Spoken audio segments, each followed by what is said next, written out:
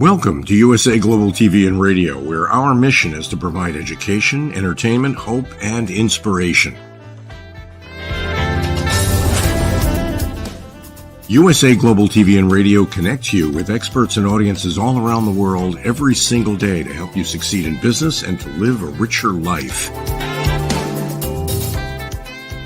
Visit us at usaglobaltv.com to learn about career and life-changing training and mentoring programs like the Listening Mentor.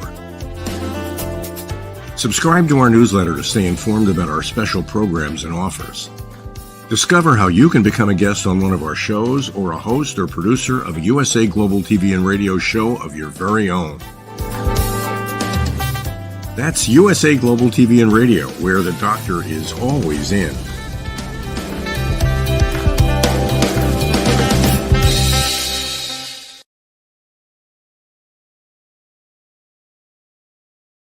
Hello, everyone. Welcome. Hopefully it's welcome back to USA Global TV and Radio, where we provide world-class education, entertainment, hope, and inspiration. I'm Dr. JACALYN KERBECK, and our show today is The Power of Etiquette and Manners, sponsored by the British School of Excellence and founder, Mr. Philip Sykes. Let's welcome him to the show, as today we are discussing etiquette and manners at a conference. Welcome. Hello. Hello. How are you? Super excited. It's Friday. Yay. Absolutely. Lovely to see you, Dr. Jackie. Look fantastic in red. Thank you very much, Philip. You look fantastic as well. And you've been literally all over the world. I'm having a hard time keeping up with you. Tell us where you've been and what you've been doing. Thank you. Yeah, a few weeks ago, as some of the viewers may know, we were in South Africa delivering some coaching and training and doing Train the Trainer, the first live one we've done since March 2020, which was a great success and a joy, and nice to be in a warm climate as well. And from there, I got back, started another online Zoom Train the Trainer, and then I was flown off to Barcelona to work with a prestigious brand called Montclair, and did a full day's conference with them on the power of etiquette and manners, and really focusing on a bit of EQ and understanding. It was a bit of a generic, touching different elements of etiquette, manners, and emotional intelligence and customer excellence and mindset. And then back to the UK, and gee, it's just been a whirlwind tour for the last couple of months, actually. And you say you can't keep up with me. I don't think I can keep up with me myself.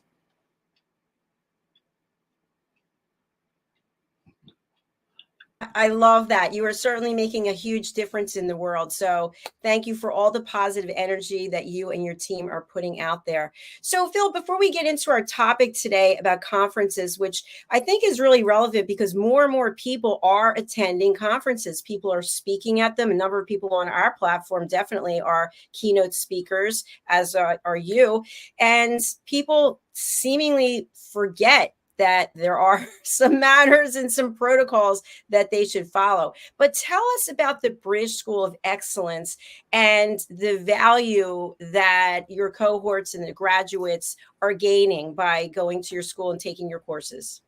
Yeah, it's a real privilege to be in a position that we're in the sense that we work with the most spectacular people from all over the world and all ages. And our vision and focus is building confidence, changing lives. That is one of our strap lines. And the other line is live, learn, teach, inspire. Taking people who are a little bit more mature, who've lived a lot, they've learned a lot. They want to go into coaching and training, and they want to inspire people to put their best foot forward. And that's what we do as an organization. All our material is focused on instilling these great words of etiquette and manners and emotional intelligence. And under those three sort of titles, it's like tentacles of even more legs than an octopus. It really is, because every aspect of our lives is how do we show up, how do we put our best foot forward, and how do we make other people feel. Are we consistent in our behavior, and are we making a difference to ourselves and then as a result in this world? And as an organization, we really do make it our business to give you these quintessential tools. I always use, it's very much H2H, human to human, and one size fits one size does not fit all. And this is what we really take a huge amount of time, effort, and energy in focusing with laser sharp focus on each individual and making a difference in the approach that how we deliver the coaching and training to that particular person or to that particular group. And the success rate is phenomenal. It's actually brilliant what it is that you're doing there and the key learnings that you're instilling into each and every person who comes through your doors. I'd love to talk about conferences. As I mentioned, you are a keynote speaker. And one of the things I think that was kind of eye-opening for me is that in some cases, as a speaker, it's a paid position. And in other cases, it's a barter or trade. And then in some cases, you actually, not you, I'm saying in general, a person actually has to pay to be a keynote speaker. So is there any etiquette and manners in being a speaker? Most definitely. Like everything, you've got to show great respect for your audience. You've got to be able to learn to connect quickly with your audience. You've got to be able to come on there giving off confidence, even though you might have butterflies in your stomach or someone even breakdancing inside there feels like it. You've got to find tools on how you can work through your nerves and turn those nerves into giving you the adrenaline to perform and to show put your best foot forward. As a speaker, there's no not even a gap, not a small gap to let the audience know that you might have had a bad night's sleep, or you're feeling a bit ill, or your throat is sore. You've got to show up for the audience, and that is the part you've committed to. And one of the big for me, one of the biggest things along this, apart from the etiquette and manners surrounding this, is preparation and practice. You owe it to yourself, but you owe it to the people who are giving up their time to come and listen to you, because time is one of our, along with health, is the most beautiful gift we have in this world, and time doesn't do refunds. So if you haven't prepared and practiced and really given all your energy on that stage or wherever you might be speaking from, you're letting yourself down, but more so you're letting the people in the room down. There's a lot to think about when it comes to engaging with people. One of the other areas that's fundamental, which Dr. Ivan Meisner, who set up BNI, the Business Network International, when we had our Live, Learn, Teach, and Inspire program it was last year already. And one of the things he absolutely shared with us, that his team had to give him some tools and guidance on his body language, and he would be a big finger pointer and that sort of thing. And he was going to a country where finger pointing is just absolutely out. And I would suggest finger pointing should be vetoed wherever you go. You use a beautiful open hand and a gesture. And so you've got to polish your body language. You've got to polish the way you walk on stage. There are so many aspects to becoming a great presenter from the front of the room. I love that saying you just said, time doesn't give refunds, right? That's amazing. It's so true. So true. The time bank, The time bank won't give you any refunds, even if you pray and ask for it. This moment's gone. This moment's gone. And it is. We get 86,400 seconds given to us every day. Everyone gets the same amount of time. How you choose to use your time is completely up to you. So there's a whole scenario that revolves around that. And when you're late for someone, or when you mess people around in a venue or something, don't waste their time, because it's as close to as theft as you will ever get. Thank you for sharing that. Absolutely. Philip, just to go back to what you were sharing, you are the speaker, you're there, you know your subject, you feel confident in what it is you're presenting, and there's some people in the audience who are being disrespectful to the speaker. Maybe they're heckling, they're yelling things out.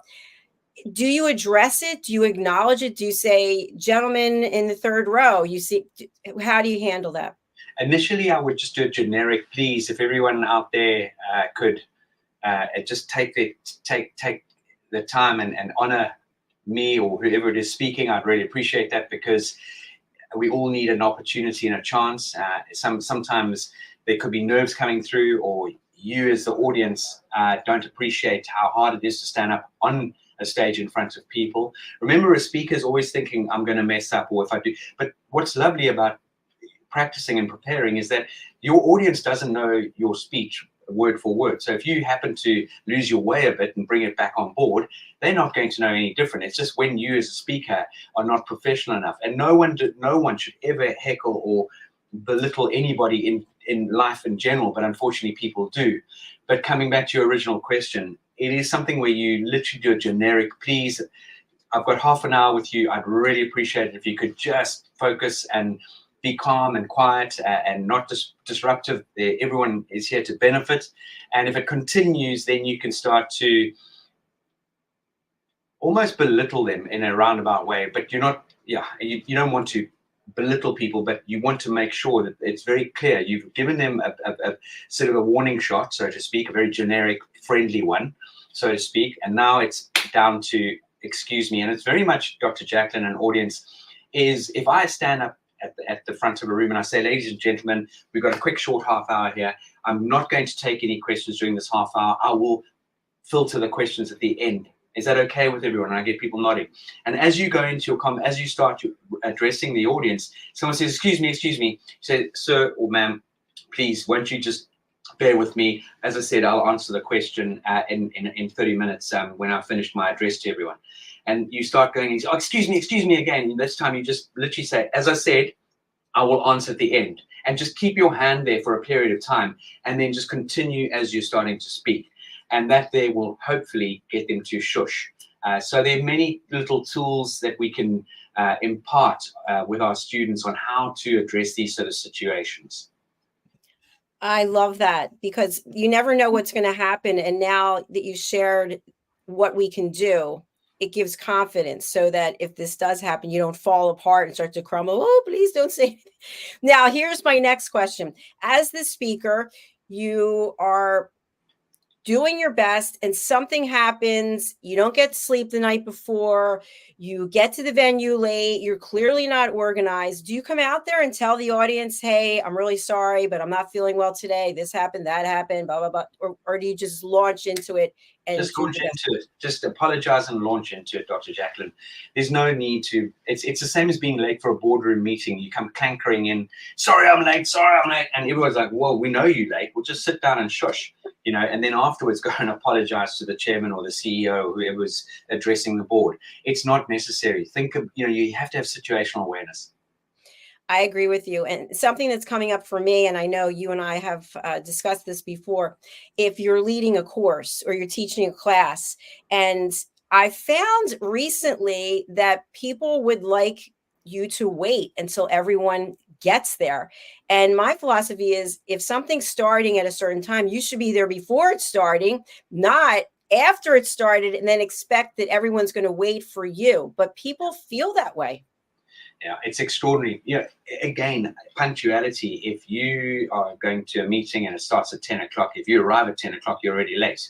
You should be getting there minimum 10, 15 minutes beforehand. Now, we understand that people can get stuck in various traffic jams, public transport, whatever might happen. Things do happen. My point is preparation is key in everything. And I bet you we all know those people who are always running late, who are always chasing their tails. And it's just because you don't, in my opinion, from my understanding and from my readings and studies, it's because we forget to structure and plan things accordingly. And when we do that, the likelihood of you continuously being late is going to start to diminish. And it's something that I truly believe we all can make an effort to change, that bad habit of turning up late or being late or rushing around like a headless chicken. I love the analogies you're coming up with today. They're excellent. And something else that you said I think is really important.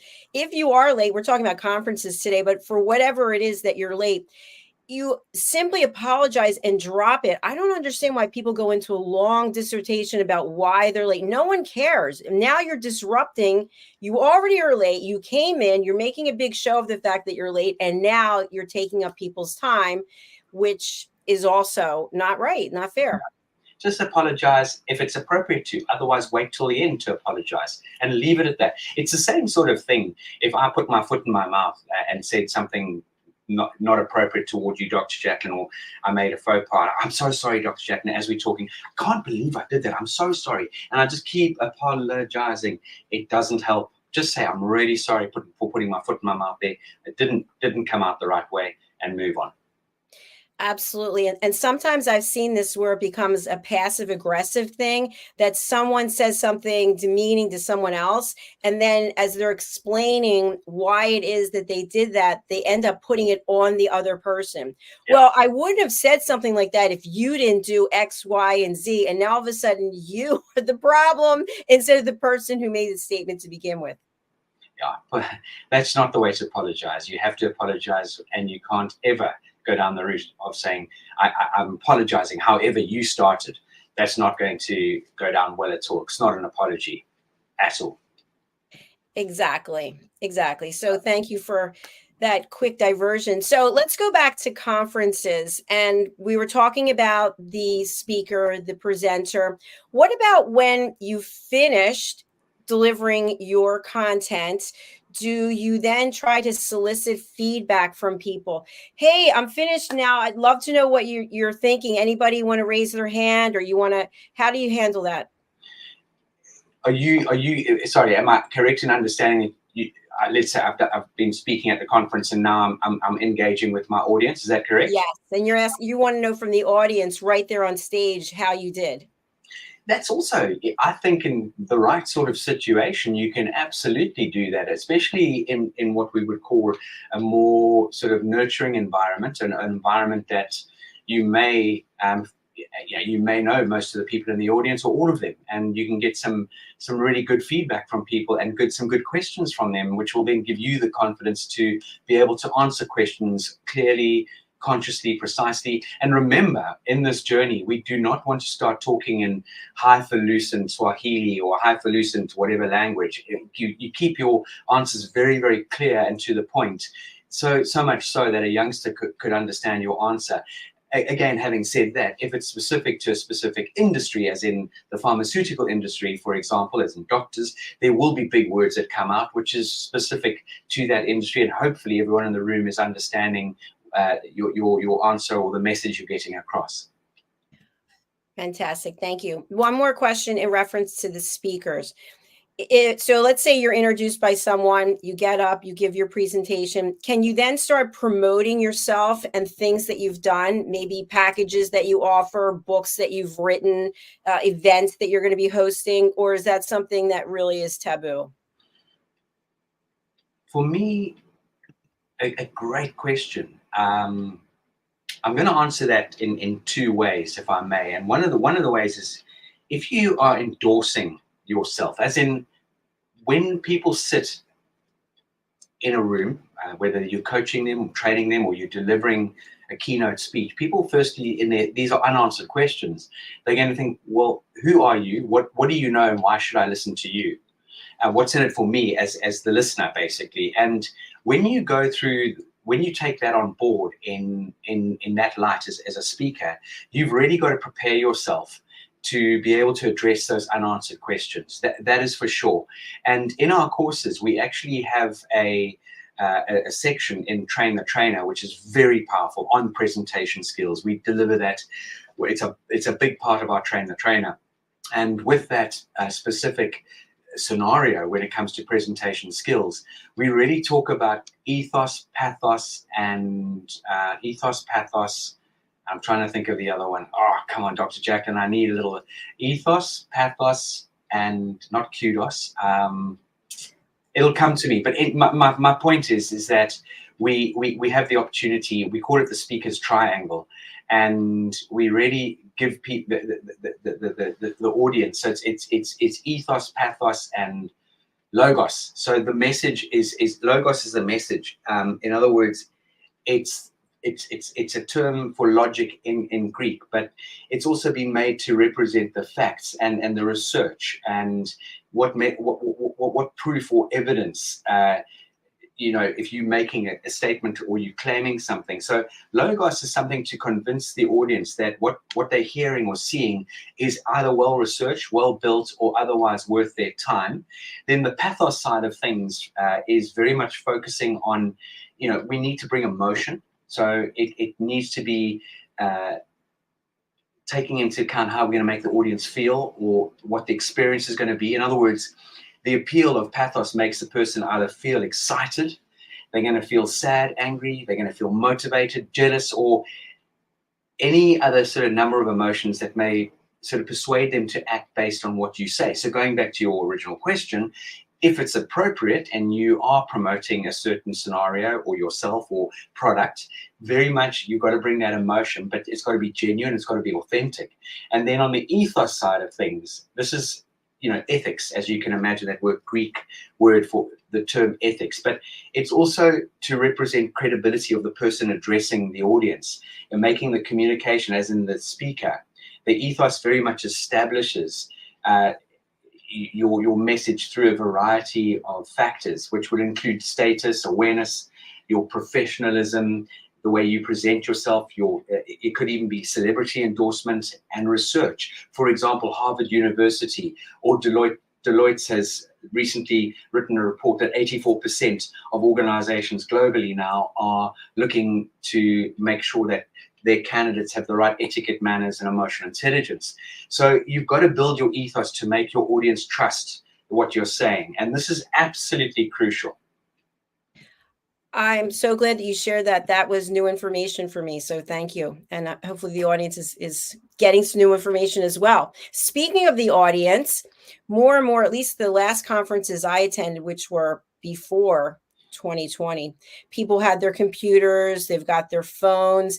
I know at a number of conferences, they have some type of interactive session where you actually use your phone to answer questions. They do polling and then they take the number of or the percentage and they share with everyone that people were paying attention, they weren't paying attention. But the phone and the computer themselves are distractions. And as you and I both know from the power of elevated listening, you can't be listening and looking and doing, even writing notes. You're missing some of what the presenter is saying. So what is etiquette and manners in terms of digital electronics that you have with you while you are at a conference listening to a speech?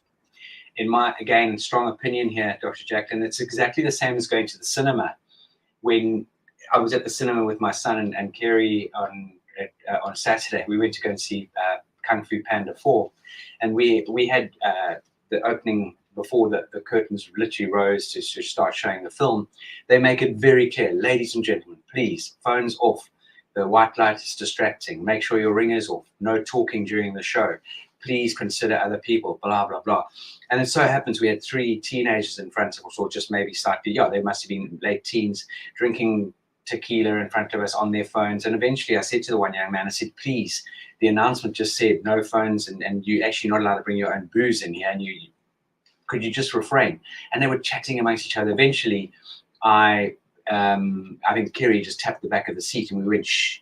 And this gentleman turned around in no uncertain terms and started using every swear word under the sun toward me. I just stood up. I wasn't going to intervene, and I went and called security, and they were politely removed. But this, I know it's a bit of a story, but going back to conferences, there's no need to have your phone on, put it on flight mode and put it out of sight, because that in itself is going to distract other people in the audience. If you've got it on your lap and you keep fiddling with it, looking at it, it's disrespectful to the person addressing everyone. And people have become so addicted to their devices. It's actually a pandemic we're facing with the addiction to digital devices, and it doesn't serve you, and it's disrespectful. I agree with you, definitely. And I just want to share a personal story, which I've already shared before here, and I've shared it with you, but I think it warrants repeating.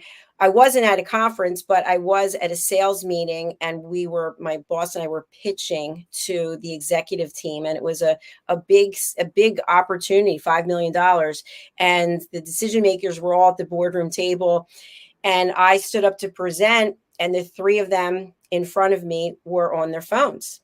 And I just stood there, and I could feel the sweat dripping down my back because I felt really nervous, because I know the other people are looking at me like, why isn't she starting?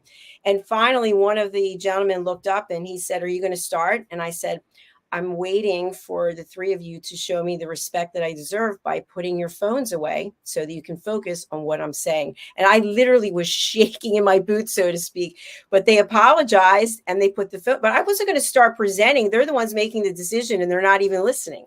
So it's, to your point, you have to call people out at times, because we all deserve that respect to be listened to, because otherwise, what's the point of being there? Absolutely. When you hit the nail on the head, and congratulations, or well done for doing that, because a lot of people wouldn't have had the courage to do that. And you're right. You've got to step out of your comfort zone and let people understand or know that that's not okay. It's not okay. But again, you weren't shouting or aggressive. You just put it in perspective, and hopefully, the deal came through because they ended up showing huge respect for you, and the fact they respected the fact that you said, "I'm not going to continue until you gentlemen are engaging with me and fully present."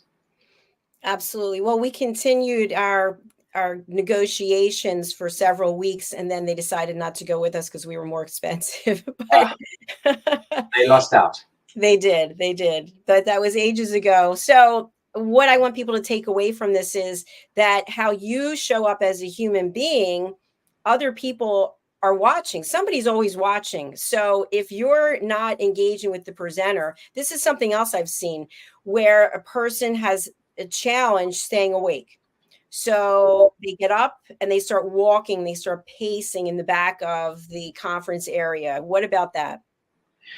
Yeah, again, it's going to disrupt a lot of people. Now, a two-pronged approach. If it's a room where the whole conference is dark and the speaker is pretty much literally under the spotlight, you're not really, as a speaker, going to see a lot of the time. Depends how big the conference room is. See all the way to the back. It's not appropriate to get up and start moving around when there's someone speaking. Again, I know people might push back and say, "Yeah, but what if it's a large stadium?" That's completely different. We're talking about an intimate conference, and a conference can obviously expand to couples of thousands of people. I don't think that would make much difference if someone is. Yeah, I've been fortunate to speak on various stages, and one of them was in LA many years ago, and it was 3,000 people in the room. And quite frankly, I was very much engaged with my audience. And it didn't really bother me, people coming in and out of the doors. It didn't. I was so in the zone and focused, and I wasn't going to let something like that trip me up or disrupt my presentation and delivery. So again, as a speaker, as someone delivering, you've also got to prepare yourself that there will be interruptions, and you've just got to run and go with the flow. The worst interruption is when they interrupt you verbally and they start heckling. That's when you can put the fire out. But if someone needs to get up and go and stretch, just let them do so. Or let them fall asleep in their seat. Thank you, Philip. And this one, I can't even believe I'm bringing it up, but I've seen it so many times where people are having private conversations during the presentation. And they think because they're whispering that no one can hear them, but you can hear them. Absolutely. It's just, again, it's completely out. That should be ruled out. And again, as a speaker, I'd say, please, ladies and gentlemen, appreciate it if you keep your conversations to the end, your own conversations to the end of my delivery, and keep it generic. And until someone continues, you say, excuse me, sir or ma'am, I've asked once already, it's very impolite, and let them know that, hey, I'm not going to accept your behavior in my domain while I've got the time to address you. Absolutely. Now, the conference, the presentation is over for this particular time period, and it's time to eat. It's time for lunch. And many times at a conference, they have a buffet where people are lining up. And I've seen this, people start taking extra things that are packaged and they're putting them in their bag, taking them, or people are taking huge heapings of food. What are your thoughts about that? Because people will say, well, I paid for it. I can take as much as I want. Yeah. Well, with all due respect, unless you're on the complete bread line, I think it's inappropriate on all levels. Even if you were on the bread line, that's hugely bad-mannered to do that, and just it's a no-no. 100%. It really is. It gets my goat, so to speak, when people pile their plates up sky high and they sit down, they have a couple of mouthfuls, and they think, I've had enough of this, and they go and get another plate of something else. A, that's food wastage, and B, they're eating with their eyes. There's a lot of greed going on, and it's just inappropriate. At a conference, and my guidance here, which may come across as obvious, but a lot of the time obvious doesn't jump out to a lot of people, is to take small portions, have a couple of small things, a small few portions on your plate, complete the meal, and then go back and get something further to snack on. And you don't need to be hustling food into your bag. Maybe the odd bottle of water if you're going back into the conference, that would be obviously, I think, acceptable, but it's bordering on theft. Yes, definitely. It's something to really take notice of. Just take what you can eat and then eat what you've taken. Now, I've seen this happen also. People get a plate of food and maybe their cohorts are sitting together at a table and there's no more room, or their friends are together. And then they're literally walking around looking for some place to sit. They finally sit down, and then the other people act like they're not at the table. They even say, hello, my name is, and they're getting that cold shoulder. So you are still at a networking event every time you're at a conference. Isn't that correct? You should jump at the opportunity if someone new joins you at your table, and introduce yourself with warmth and a smile, and connect with them, engage with them, because you just never know who you could be meeting and how that person might make a huge impact on your life, or vice versa. It really is fundamental.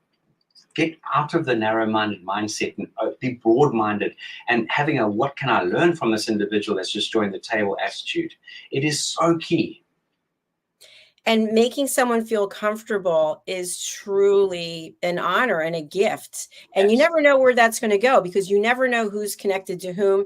And you and I know, because we've talked about this many times, but when you're networking, it's about giving value. It's not about taking or asking. And I think many times people will attend a conference not just for whatever the topic is or who the speakers are, but they're looking for opportunities to network with others.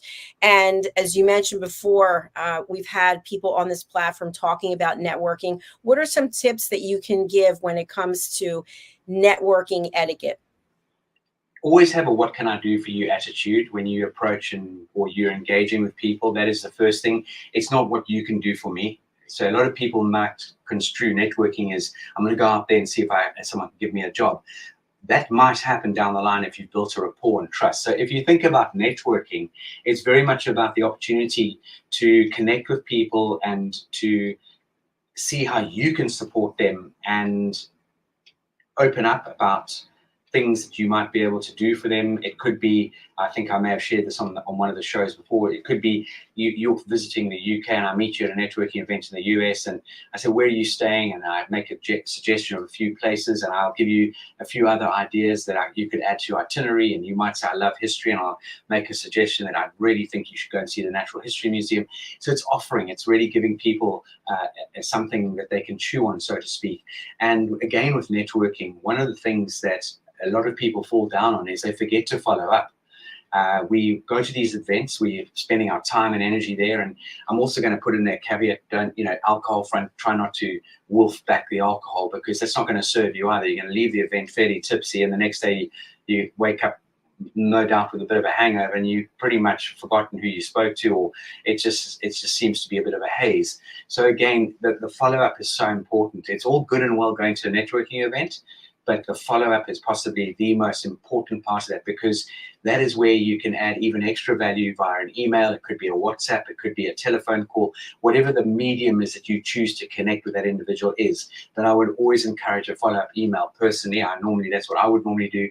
And again, I would reiterate some of the material about the conversation we may have had. Again, offering my services in that if you ever come to London, please, I'd really appreciate having a coffee with you, and I'd love to show you around, or these are the hotels I mentioned to you last night that I think you would enjoy staying at, and so forth. So again, it's so important that we look at networking as such an amazing opportunity to build our network, as in our network becomes our net worth. And a lot of people don't understand the value in this. I absolutely agree with everything you shared. And a question that I have, which we've discussed also before, but still pertinent. What about the paper business cards? Is this still the way to go, as opposed to you can, I don't remember what the app is, but you can get an app on your phone and the information goes there. I don't know how that works, but do you still give out business cards? I think it's crucial to have the old school business card on you. I really do. And I would suggest taking it one step further to have a good quality business card. If I could demonstrate the width, the thickness of my business card, which I've got one here, but it's going to be very difficult to sort of explain it or demonstrate it over the channel right now.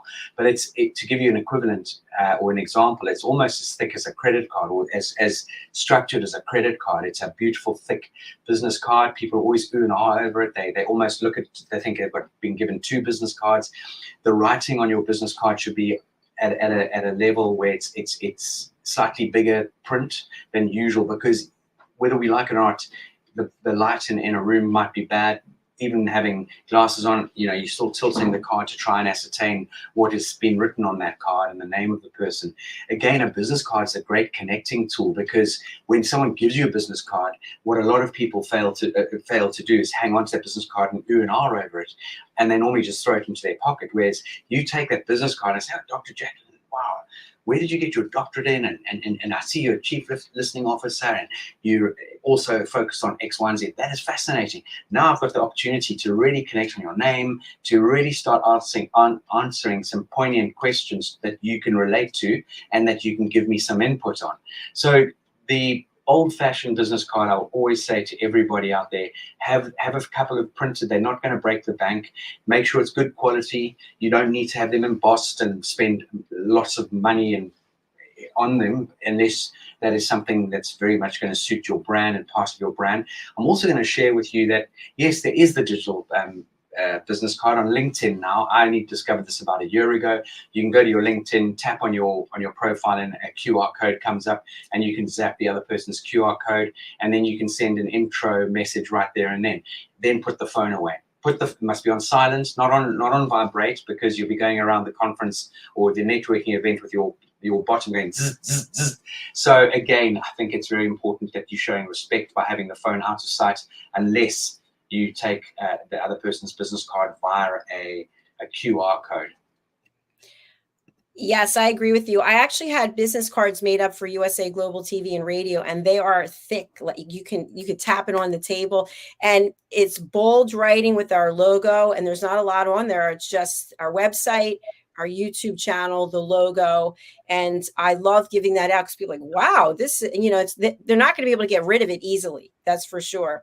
And then my other business cards for Dr. JACALYN LLC, I have thicker paper, rounded edges, and my pictures on the front. And then my information's on the back. So I don't know if I like that. It's a few years old, but they're different businesses and they have different cards. Yeah, that's important to differentiate your businesses. It gets too confusing these days with people. People have got a very short window of concentration now. With all due respect, we're all in that boat, and that's where we can get into so many different elements of, have you prepared your pitch? In other words, your personal statement. It's no longer an elevator pitch, because no one's got 30 seconds. You'll lose them in a second if you go into blah blah blah blah blah. But yes, I like the idea that you've got 2 separate cards. There's quality. And I'm a big advocate in certain situations, in certain circumstances, certain businesses, for you to place a picture on your business card. It makes you memorable, and it's, you know, it's definitely going to serve you. And on that point, if you're running a business, Dr. JACALYN and Daughters, and they get this card the next day, what? I don't even know what that woman does. I just Dr. JACALYN and Daughters. But then they flip the card and they can see you have a TV channel, you have a radio station, you're in multi blah blah. Then now that clicks. So it's important that don't waste the rear of your business card, because that can act as a little thumbnail sketch, resume or CV. It's very true. It's like having a digital billboard that it's featuring you. People are driving by, they see the billboard, they see your card, and there they have just a brief synopsis of how you can bring value to them and how to easily get in touch with them. 100%. So Philip, I want people to be able to reach out to you, and you've got a number of ways that you're bringing value and helping people. Tell our audience, especially our new viewers on Roku Worldwide and Amazon Fire, and all of our loyal viewers. We've got some people on Instagram as well. Please let us know, what do you offer at the British School of Excellence, and who would find value in what you offer? Thank you. The school is very focused on the base and the foundation being etiquette and manners and emotional intelligence. Leveraging off that, we work with children from the age of 6. We have an amazing program called Etiquette. We are about to launch a few new teenage programs. At the moment, we've got mindset and confidence, mindset and money, mindset and resilience, and mindset and mapping for teenagers, as well as the polished student and the polished graduate.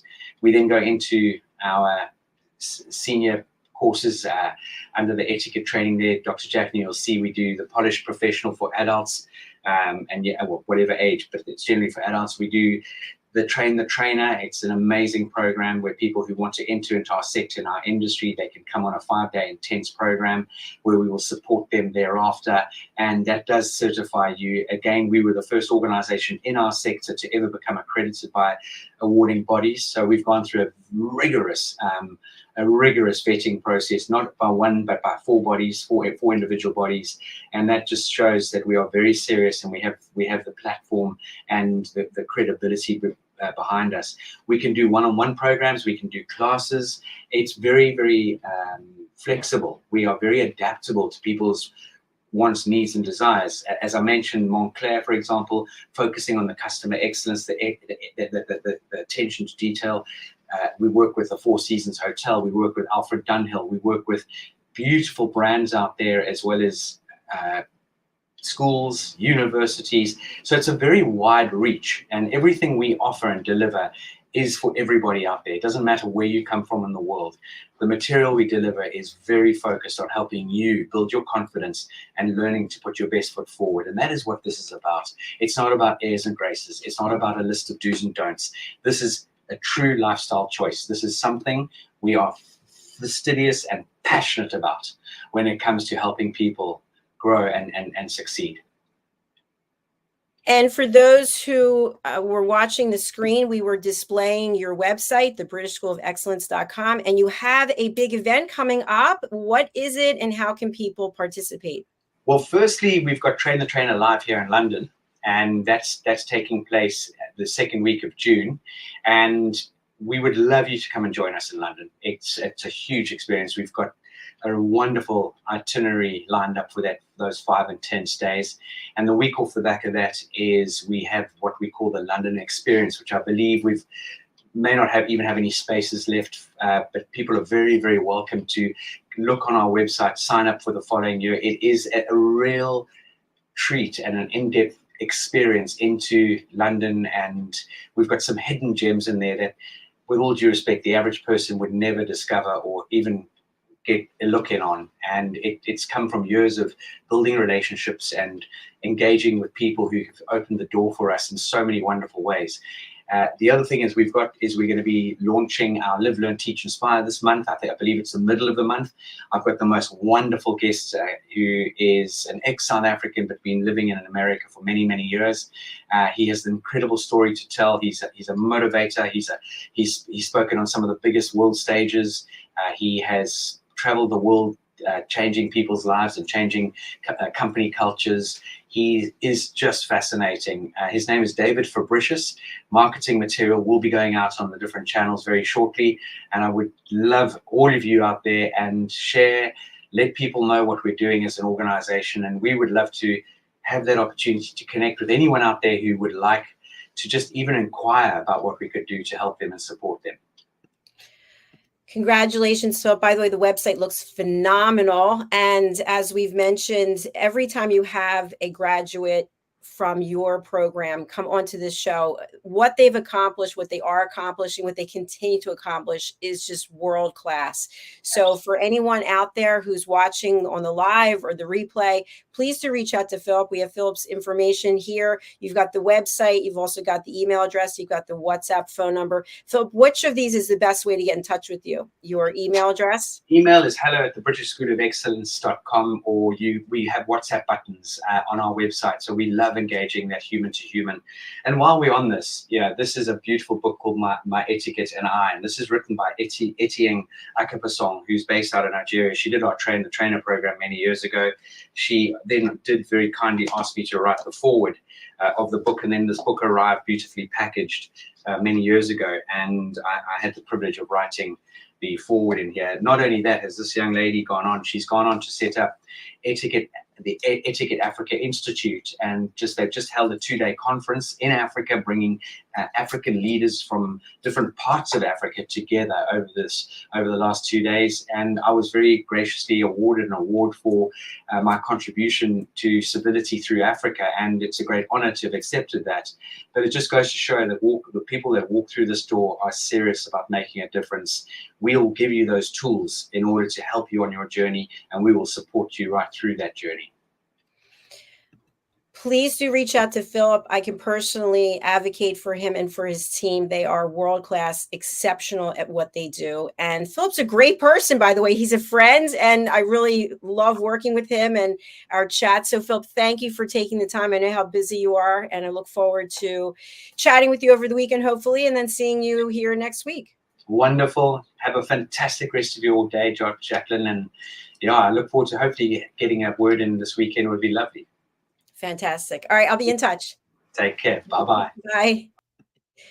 Thank you, everyone, for watching, for listening, for being here. I personally really do appreciate you. As we continue to grow our platform, we are now also on Zizzle TV, which Zizzle TV celebrates ethnicity.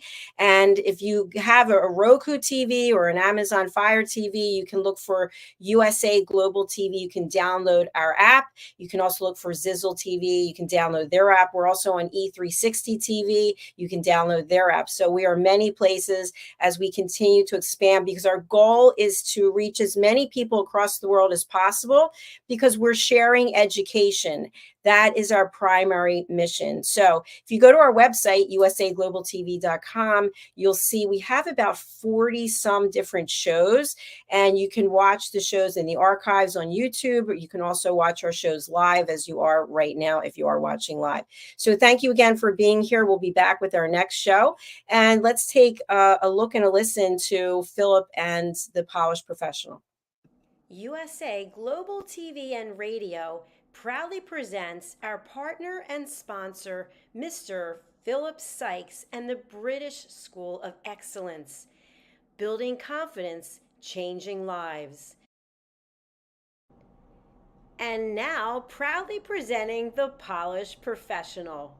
On a transformative journey with the British School of Excellence's comprehensive suite of masterclasses, crafted to elevate your professional and personal life. 8 outstanding modules will elevate you to the next level.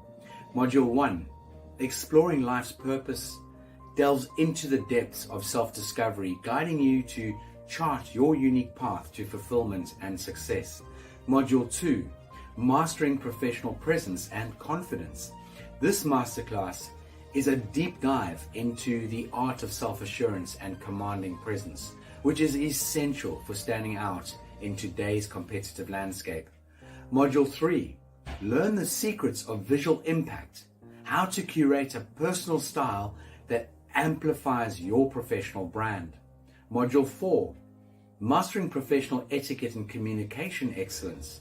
navigating the nuances of corporate interaction with grace and tact.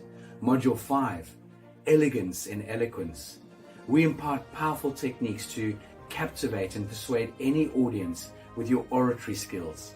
Module 6, unlock the potential of your emotional intelligence, EQ, and harness the ability to connect, empathize, and lead with emotional savvy. Module 7, mastering DISC, building a gateway to understanding behavioral styles, fostering better personal and professional relationships. Module 8, mastery in dining etiquette, building your confidence to perfect the subtleties of dining with finesse, enhancing your social savviness at any table. Step into the Polished Professional program where poise, elegance, and excellence aren't just taught, they are instilled for life. Join us to redefine your potential and polish your professional edge. To learn more, go to thebritishschoolofexcellence.com. The British School of Excellence are investors in people. Let us invest in you.